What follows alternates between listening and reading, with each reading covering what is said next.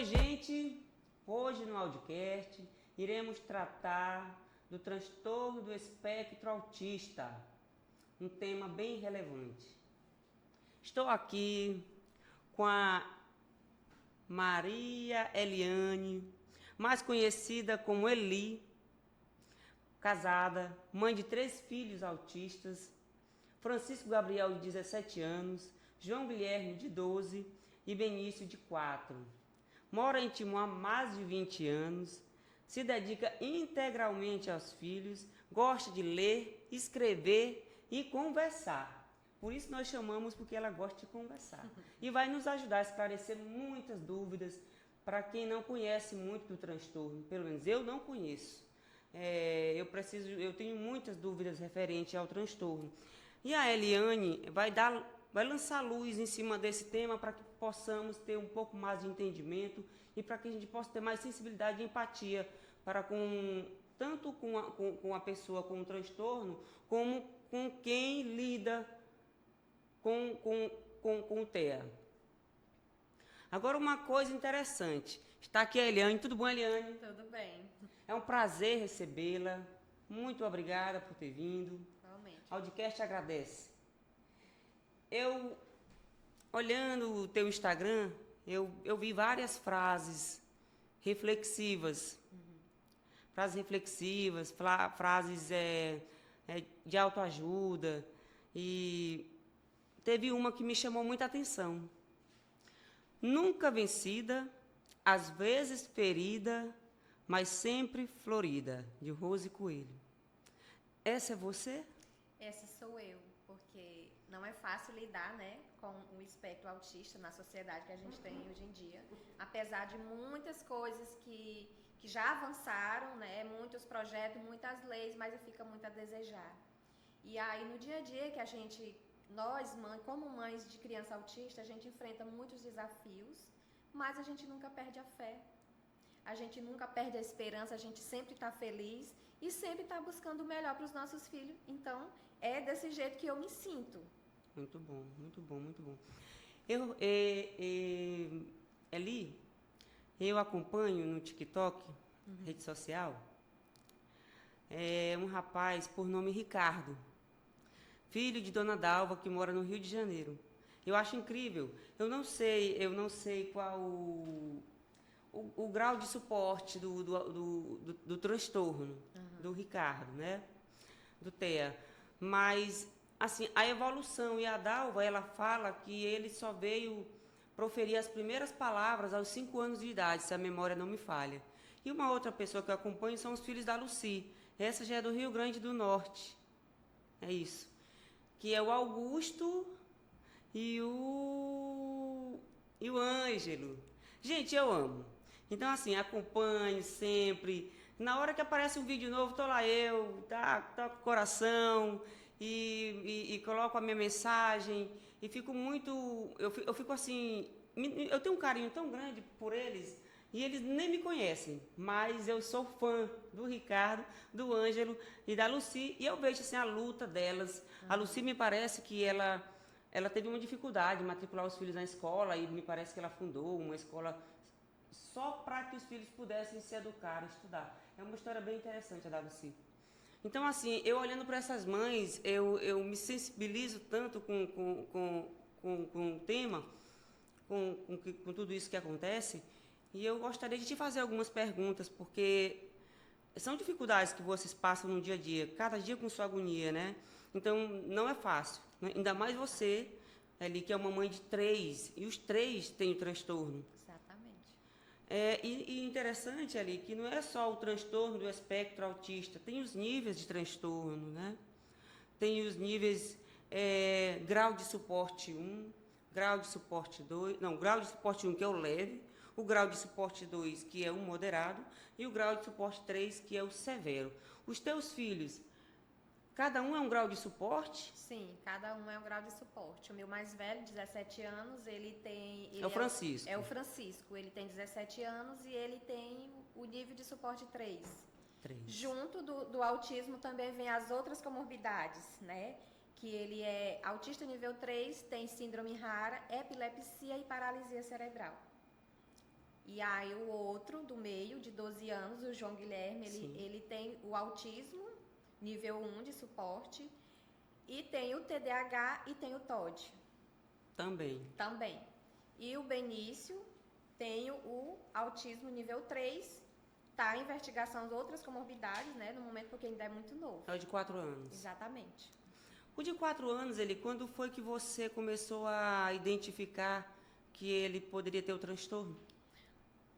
O Benício, ele nasceu prematuro, né, de 35 semanas, e quando ele começou a engatinhar normal, tudo no tempo normal, só que quando deu 1 ano, ele parou de falar, que ele já falava, ele parou de dar tchau, de bater palma, com 1 ano e 4 meses ele parou tudo, então já acendeu o alerta. Então, como você já vem de uma experiência de 2, que tem o TEA, então o terceiro você disse também. Também. E aí, como foi para ti essa realidade de ter o terceiro filho com TEA? A minha realidade do terceiro filho, ela foi diferente dos outros, porque o primeiro eu queria descobrir o que ele tinha, e eu não conseguia. Quando eu vim descobrir, ele já tinha 2 anos, foi uma luta constante.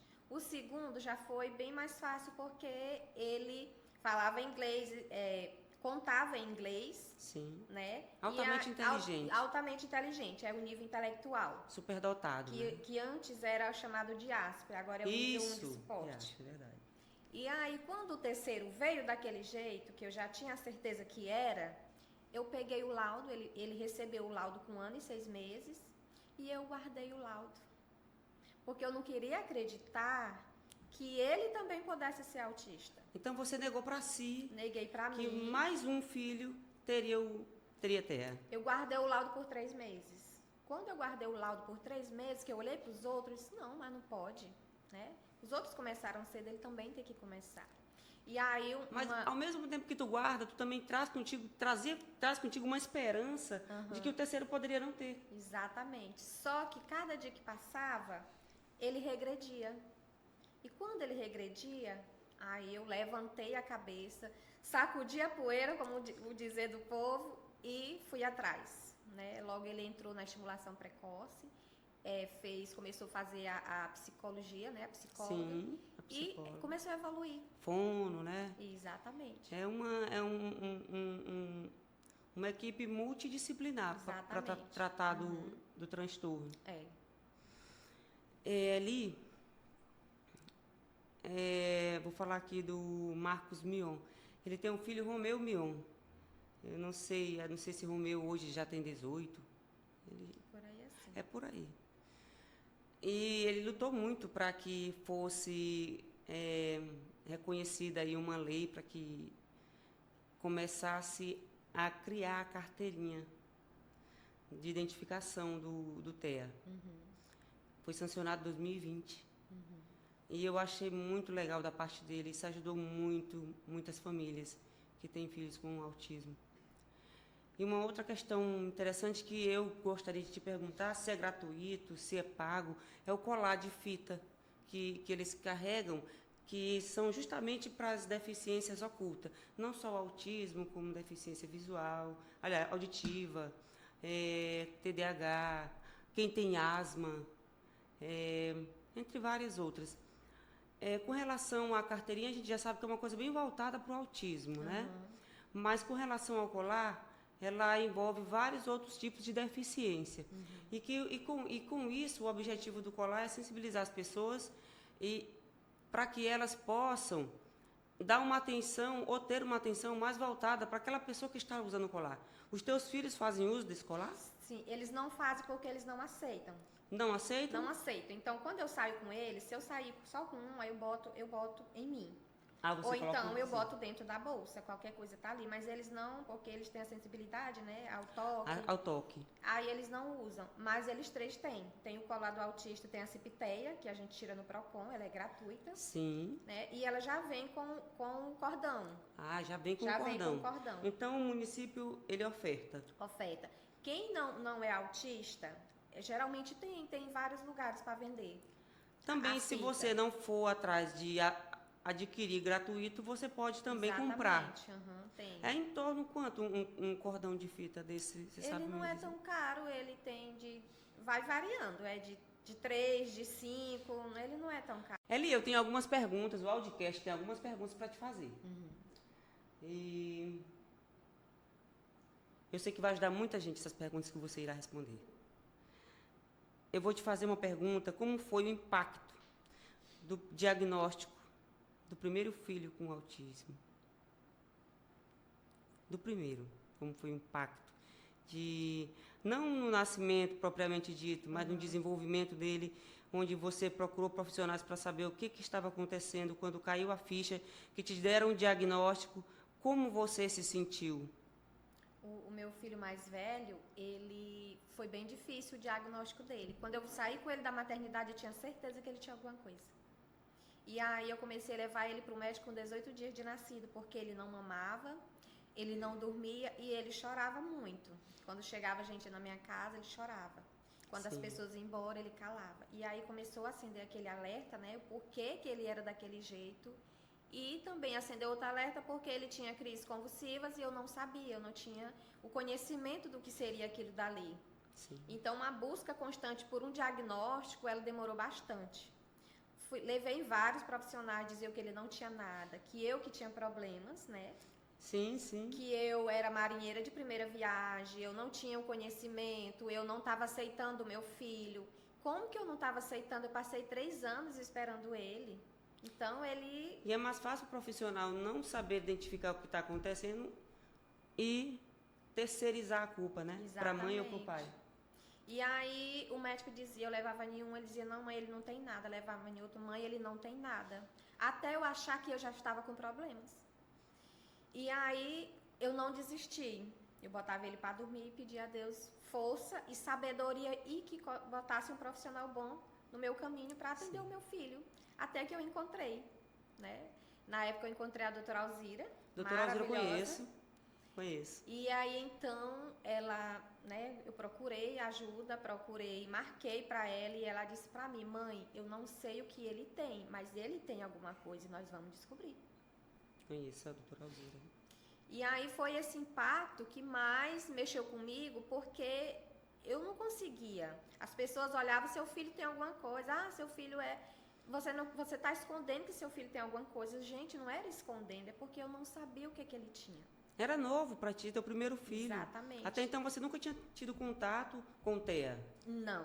Eu achava que autismo, na época, ele tem 17 anos. 17 anos atrás, não era falado como é hoje em dia, né? Sim. Eu achava que, quando eu vi falar de autismo, né? Eu achava que era alguma coisa relacionada com alcoolismo, né? Eu achava que era isso. Sim. Né? Mas aí, graças a Deus, veio o diagnóstico dele. Ele teve o diagnóstico não do autismo logo, mas ele teve o diagnóstico de epilepsia e paralisia cerebral. E aos 2 anos eu tive o diagnóstico de autismo dele. Com a doutora Alzira. Exatamente. Então, assim, foi um longo processo. Foi um longo até processo. Você conseguir descobrir que ele tinha transtorno, né? Foi. Qual foi o teu principal medo e insegurança com relação a tudo isso quando você descobriu que teu filho... A sociedade. Quando eu peguei o laudo do meu filho, que saí do hospital com o laudo, eu pensei, a primeira coisa que eu pensei, e agora? Como que a sociedade vai receber o meu filho? Como que eu vou dizer para a família que meu filho é especial, né? Como será que vão receber o meu filho? Aí já pensava na escola e já pensava em tanta coisa. Questão da inclusão. Exatamente. Eu demorei tanto botar o meu filho na escola porque eu chorava de noite com medo de botar ele. Ele entrou na escola com 4 anos. Porque eu não queria botar ele na escola com esse medo. Quando eu recebi o diagnóstico dele, era essa a minha preocupação. A insegurança de profissionais que iriam lidar com o problema sem ter o devido conhecimento. Porque tem isso, né? Tem, sim. E a relação, as formas que vocês constroem afeto. Isso é a Porque mais você disse que tem 2 severos e um... Mas, assim, o Francisco, ele foi a mudança na minha vida, o Francisco, Sim. né? Porque foi a espera, né? A espera do primeiro filho. Do primeiro filho. E quando ele chegou, ele não fala. Hoje ele tem 17 anos, mas ele não fala. Ele não oraliza. Não desenvolveu a fala. Não desenvolveu a fala, ele não oraliza. Eu costumo dizer que não existe não verbal, porque ele fala através do olhar, Sim. ele fala através do gesto, então ele não oraliza, ele não sai, né? Não oraliza, mas ele se comunica perfeitamente. Eu sei quando ele está sentindo uma dor de cabeça, quando eu olho para ele eu já sei o que ele quer. A linguagem dos sinais do corpo. Exatamente. O corpo fala, né? Fala. E eu e ele, a gente tem uma conexão de almas. Porque eu não sei explicar, eu só sei sentir, junto com ele. Mãe. E aí, o outro, né, o de 12 anos, ele é a minha proteção. Porque ele sempre está perguntando o que eu estou precisando. É o que de manhã diz que eu estou linda, que eu estou cheirosa. Ah, isso é maravilhoso. Sabe? Ele aquilo é o meu... te cativa, Exatamente. te ganha. Tu ganha teu dia. Exatamente. E o menor, depois que ele chegou, o Benício, eu aprendi a ser mais calma. Então, ele é a minha calmaria. Então, ele te trouxe mais... Calma, paciência. Então, é isso. É uma conexão que só mãe e mãe atípica é que entende. Mãe atípica. Entendeu? Entendi. E o Francisco, quando você o colocou, quando ele ingressou, né, nos estudos, no ensino educacional, na escola, como foi que ele foi recebido, já que ele não verbalizava através da fala? O Francisco, eu coloquei ele na escola com 4 anos, medo danado de botar meu filho na escola. Eu passei 5 meses na escola junto com ele. Estudou junto com o Francisco? 5 meses. Na sala de aula, junto? Na sala de aula, eu fiquei. O medo de deixar ele, né? E aí a gente foi se desgrudando porque eu engravidei do outro e não conseguia ficar na escola. Sim. E aí, quando eu deixei o Francisco sozinho, ele evoluiu. Porque eu super protegia ele, que ele foi caminhar com 4 anos. Com 4 anos? Com 4 anos, já na escola. Então, eu tava o tempo todo ali, não vai derrubar ele, ó, que ele vai cair. Olha, não chega perto dele, que ele vai cair. Tô entendendo. E a super proteção. Exatamente. Quando eu decidi deixar ele na escola, que me afastei da escola, que ele ficou, aí ele começou a desenvolver. Ele não desenvolveu a fala, mas ele socializou. Ele estudou dos 4 anos até na pandemia, em 2020. E ele ia todos os dias para a escola. E ele entrava 1 hora, só saía 5. E na pandemia aconteceu a questão das aulas online. Exatamente. Aí eu tirei ele da escola e pegava as tarefas na escola e fazia em casa. Porque para ele não dava, né, o online. Para ele não dava de jeito nenhum. Não dava para o outro, para o João Guilherme, mas para o Francisco não dava. Então eu pegava as tarefas e fazia as tarefas em casa com ele e devolvia na escola. Entendi. Eli, e com o ingresso dele na escola, nesse período aí, o quê? Já tinha cuidadores? O Francisco, o meu, na época, ele tinha você no primeiro momento, mas tinha cuidadora. Eram 2 professoras na sala, né? Que era professora e auxiliar. Sim. Quando eu saí da sala, aí ficou auxiliar com ele. Quando foi passando o tempo, né? Ele foi crescendo mais, ele tinha uma cuidadora. Ah, entendi. Isso. E com relação aos outros filhos? Os meus outros filhos... O primeiro ele estudou em que escola? O primeiro ele estudou particular. Foi particular? Era particular. Mas será que na pública, nesse tempo, já tinha a cuidadora? Na pública, nesse tempo, eu não tinha um conhecimento não, se tinha né? cuidadora. Então, ele estudou do maternal, né? Até, digamos, o 6º ano. Sim. Lá na escola particular. Quando eu tirei ele... Até o 6º? Até o 6º. Quando eu tirei ele, que foi na Passando pandemia, todos os anos? Todos os anos, porque ele não porque ele passasse pelos méritos de prova, assim, não. Mas diferenciado, tinha que ser passado. Né? Ele não podia ficar retido na mesma sala, na mesma série. Tá, era tipo um sistema o que eu posso dizer? Para ele o ensino era diferenciado porque se utilizava outras ferramentas. Exatamente. Entendo. E aí, quando eu tirei ele da escola particular, eu coloquei na escola pública, que já existia o cuidador. Sentiu a diferença? Não senti tanto, porque o Francisco, depois que ele saiu do particular da escola, quando eu botei ele na pública, eu não levei ele mais para a escola, porque ele veio regredindo. Entendi. E aí foi o período que ele também piorou das crises convulsivas e eu não tive mais coragem. Então, as aulas, eu pegava as tarefas, levava para casa e fazia e devolvia. E assim foi até no ano passado. Ele, uma outra curiosidade que eu tenho com relação a canabidiol, o óleo, né? Eles fazem o uso? O meu filho mais velho, ele faz o uso do canabidiol para as crises convulsivas, né? E é outra questão que a gente precisa falar mais. Sim. Por quê? Tá faltando políticas públicas. Sim. Para que forneça essa medicação para os nossos filhos. Porque até então ela é comprada, né? Ele é comprado. E é cara. Caríssimo. E é um vidrinho desse tamanho. 30 ml, o que o meu filho toma é mais de R$2.000. É o quê? É um conta-gotas. Não, é ml o que ele toma. ml, é? Uhum. E aí, o mais novo também já toma, só que é uma concentração mais leve e se torna mais barato. Só que a gente não consegue. Eu estou em processo judicial, tá com 4 anos. Aonde é que você consegue quando... Na hora que precisa, que acaba... eu vou correr para onde? O que? Timotém? Em que lugar? Não tem. Nas farmácias só. Nas farmácias? Nas farmácias. São caros? Caríssimos. Quanto é que custa vem com quantos ml? O que meu filho toma é 30 ml, ele custa R$2.648,35. Gente, é um absurdo. O SUS não fornece, ele tem que entrar via judicial, que eu já estou há 4 anos e ainda não consegui.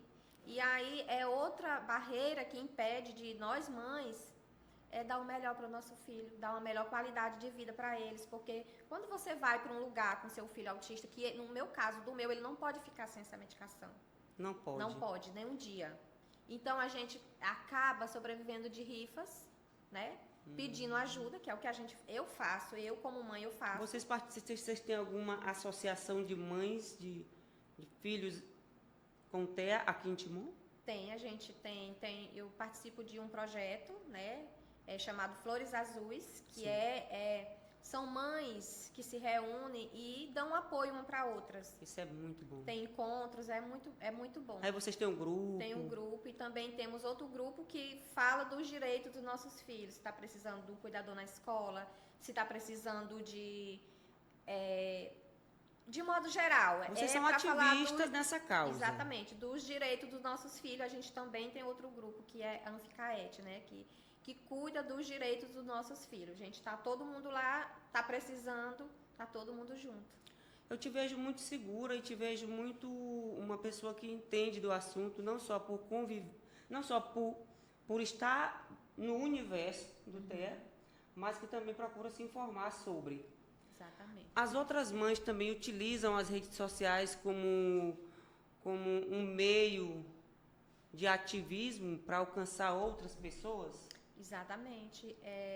Quem é mãe de autista sabe que não é fácil. Não é fácil a rede particular, não é fácil a rede pública, não é fácil a escola, porque você tem que estar sempre brigando. Na escola você tem que brigar pela tarefa adaptada, você tem que brigar pelo cuidador. Sim. Né? Tudo que a gente vai fazer, a gente encontra uma barreira. Não é fácil. Então, a gente procura todo mundo ajudar os outros. Sim. E passar as informações. Apesar que quem está começando ainda vai ter um pouquinho de dificuldade. Mas quem já está ingressado há um bom tempo já sabe por onde caminhar. Já sabe o macete, já sabe os caminhos. Exatamente. E quem não sabe, a gente encaminha. Vocês orientam. Exatamente. Isso é muito... o município de Timon, quais são os serviços públicos que eles oferecem para as pessoas com TEA? Os meus filhos, né? Os meus filhos, eles são do Maria do Carmo Neiva. Sim. Todos os 3 são de lá. Eles tem acompanhamento, né, terapêutico lá. Tem neuropediatra, tem uma rede que ampara, mas nem toda mãe tem acesso. Por quê? Por quê? Porque a fila de espera está grande, falta mais profissionais, eles são qualificados que temos, são bem qualificados, mas está faltando mais profissionais. Está faltando. Porque a demanda é muito grande, são muitas crianças e está aparecendo cada vez mais. Então tem mãe na fila de espera 1 ano, 2 anos, isso atrapalha muito a criança. Atrapalha no desenvolvimento. Exatamente. Porque quanto mais cedo você trabalha em cima do transtorno, melhor é o desenvolvimento da criança. Exatamente. Interessante isso. Mas sempre foi assim, é algo que está acontecendo assim, atualmente, isso é em todo lugar. Tem A- Aqui, algum município que tu tira como exemplo? não, aqui, pra mim, pelo menos aqui em Timon, pra mim sempre foi assim. Sempre tem mãe na fila de espera, sempre tem mãe que nunca foi atendido pelo neuropediatra, sempre tem mãe que o filho não tem acesso a uma terapia, né? Sim. Isso tudo dificulta muita coisa pra nós. Ele me responde uma coisa, com relação a plano de saúde. As pessoas com TEA têm direito ao plano de saúde gratuito ou tem que pagar? Tem que pagar, Tem que pagar, né? tem que pagar. Porque assim, nós, segundo a Organização Mundial de Saúde, 1% dos brasileiros tem autista. E esse 1% são mais de 2 milhões de pessoas com autismo. De fato, realmente, se fosse gratuito, seria. Seria ótimo, mas não temos Mas esse não privilégio. tem como, não tem esse privilégio. Não. Mas você já tem outras, eu não diria privilégio, acho que é um direito mesmo que tem que ter com relação à isenção de impostos, com relação a transporte público interestadual, intermunicipal, que é gratuito também. Temos porque tem o passe livre, né? Passe Tem livre. o passe livre e tudo facilita. E também tem a questão também que você paga 80% a menos na passagem aérea, o acompanhante de autismo, Exatamente. de autista. Tem isso também. Tem isso também. Então procede, né, a informação? Procede. Só que como a gente disse, tem que procurar tirar o passe livre, tem que procurar tirar toda a documentação para poder ter os direitos exercidos. Sim, sim. Mas dá para facilitar mais a vida com Dá. todos esses direitos, né? Dá.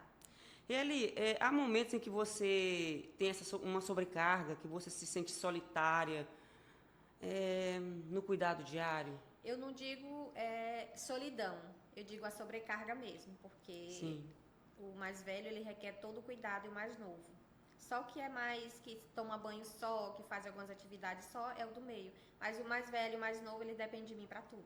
É porque ele é o mais severo, né? Exatamente. Então, é uma sobrecarga. Às vezes a gente não tem tempo para nada, só para cuidar deles, não dá. E acaba sobrecarregando a mãe. Eu acredito. Com relação à rede de apoio e sociedade ali, você sente que tem apoio emocional e prático de familiares, amigos ou profissionais?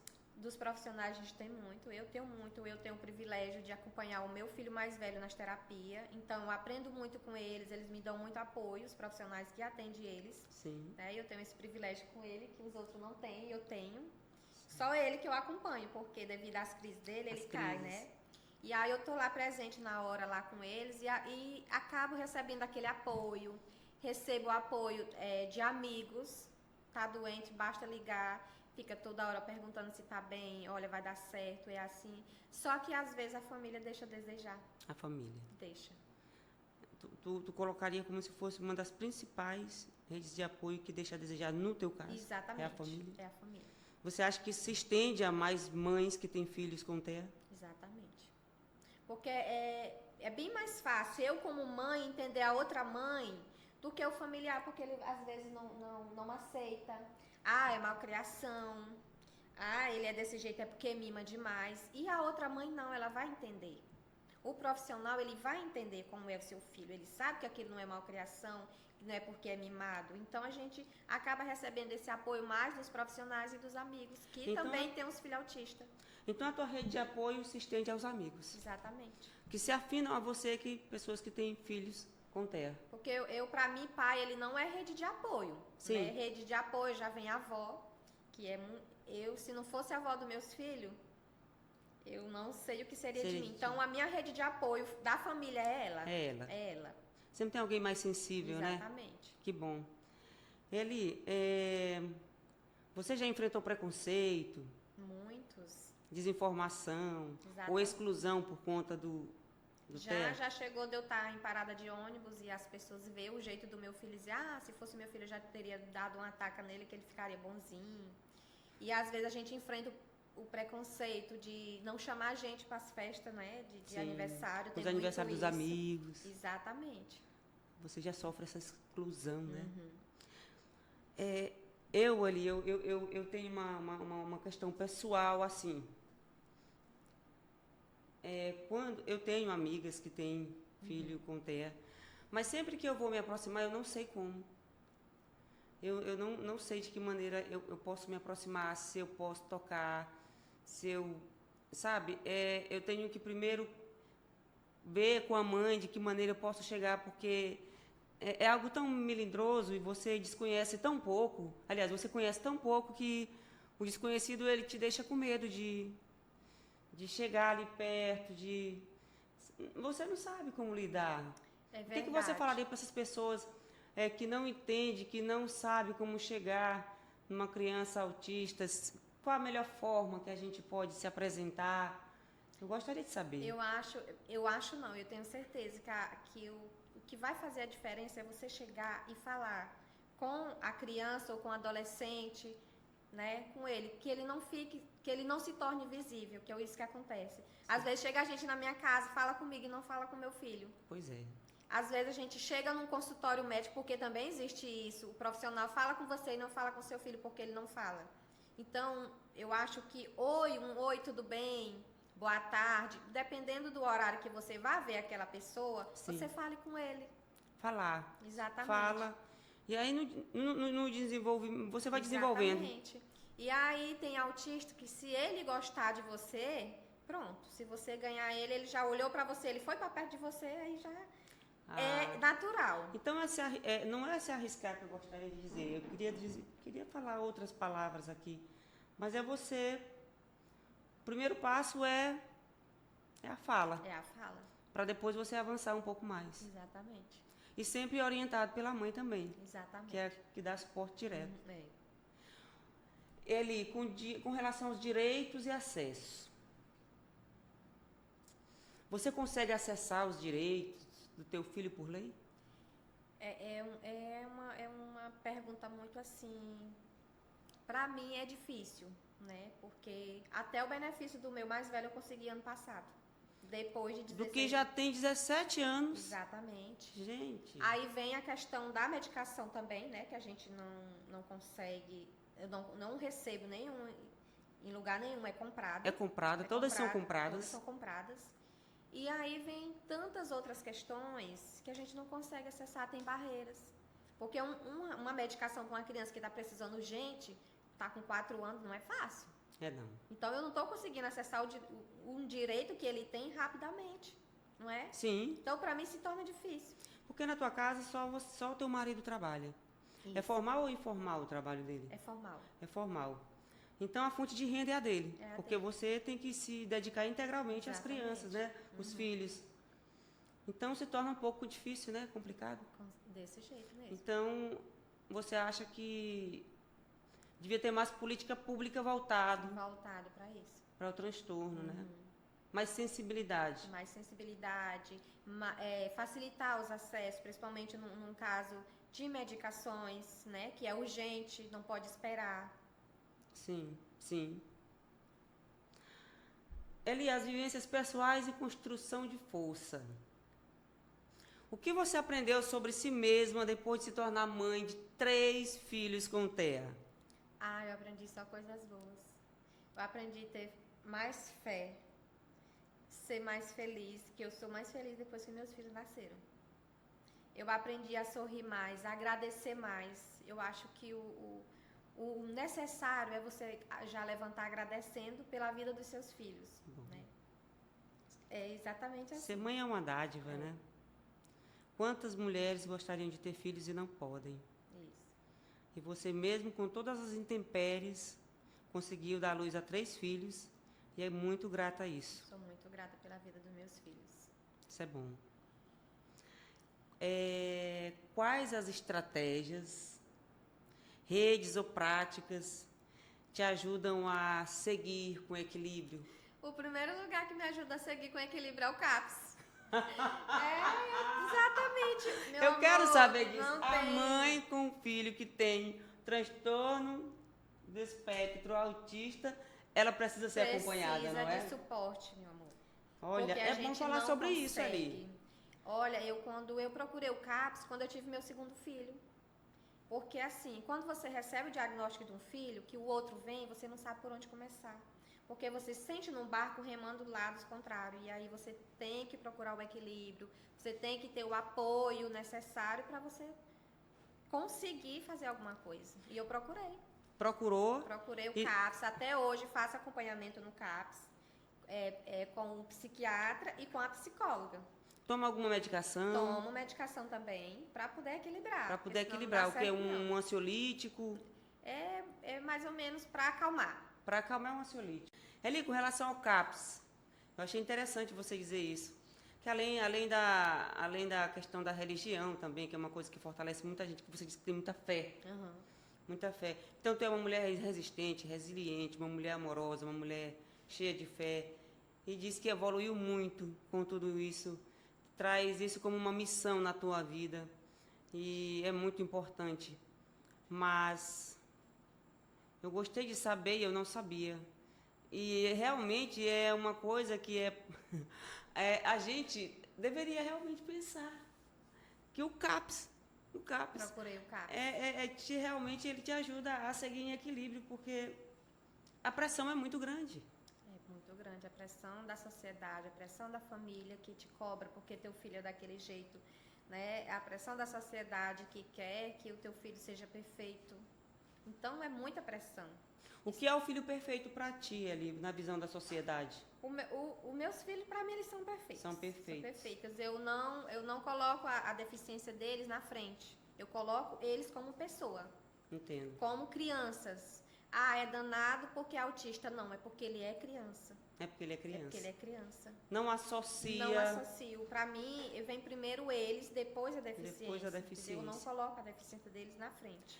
Ele, tu acha que o que pode ter ocasionado o transtorno do espectro autista é questão que assim, a ciência ela ainda não explica, ela não tem tantos dados referentes à causa. Uhum. Alguns cientistas dizem que é por conta da genética, outros dizem que é uma questão genética e ambiental. O que você acha, sabe, assim, nessa nossa visão mais leiga de tudo isso? O que tu acha, assim, nas leituras que tu já fez com relação ao tema? Tu acredita que pode vir da questão genética? Eu acredito sim. O meu mais velho, ele é da questão da síndrome rara que ele tem, né? Então não é nem de mim nem do pai dele. Foi algo que aconteceu e ele nasceu com a síndrome rara e por isso que ele é autista. Sim. É um caso isolado dos outros. Já os outros, a doutora simplesmente falou pra mim que é o caso isolado e a coincidência. Só que eu não acredito em coincidência. Não acredito em coincidência. Não, porque é coincidência demais. 3. 3. É coincidência demais. Então tem que haver uma explicação. Tem que haver. Só que essa explicação a gente não encontra. Não encontra. Não encontra. De fato. Uhum. Eli, que conselhos você daria a outras mães que estão começando a trilhar esse caminho? Que não desistam nunca. Não desistam. Vão atrás do direito dos seus filhos. Procure apoio, procure ajuda. Não se escondam. Tá precisando de ajuda, falem. Porque se a gente ficar calado, aí Piora. E é isso. Eli, o Audicast, mais uma vez, te agradece. A gente sabe que o teu tempo ele é muito limitado. Eu sei que para você estar aqui, você fez aí uma logística louca para chegar até aqui. E é muito gratificante para a gente, para mim, que não conhecia muito sobre o assunto. Para o nosso câmera aqui, a nossa amiga Tarsila, que fica ali por trás também, que te fez várias perguntas. E assim como a gente é cheio de dúvidas, muita gente também tem muitas dúvidas. Aí eu te perguntei a mensagem que você gostaria de passar para as mães que poderiam passar por esse processo. Você gostaria de deixar uma consideração final com relação ao TEA para essas mães, principalmente as mães de primeira viagem? Eu diria para elas, para os pais, para a família em geral, que aceitem os seus filhos, né? Que busquem ajuda, que busque, quem não tem o diagnóstico, busque o diagnóstico, que aceite, porque quanto mais cedo a gente aceitar e buscar ajuda, eles vão evoluir mais. eles vão desenvolver, né? Mas o meu filho de um ano, quando ele parou de falar, eu fiquei perdida. Mas quando ele começou a fazer as terapias, fazer tudo direitinho, agora ele já está começando, ele já fala as vogais. Ai, que bom. Ele já está tentando falar o alfabeto todo. Então isso é importante. Quanto mais cedo, melhor. Bom, eu quero ter o prazer de conhecê-los. Tudo Me convida que eu vou. Pode ir. Eli, vamos brindar a esse dia majestoso. Um dia onde você chegou aqui lançando luz em cima de um tema que muitas pessoas aí afora têm dúvida. Muito obrigada por tua participação. O podcast é muito grato. Eu agradeço também a você.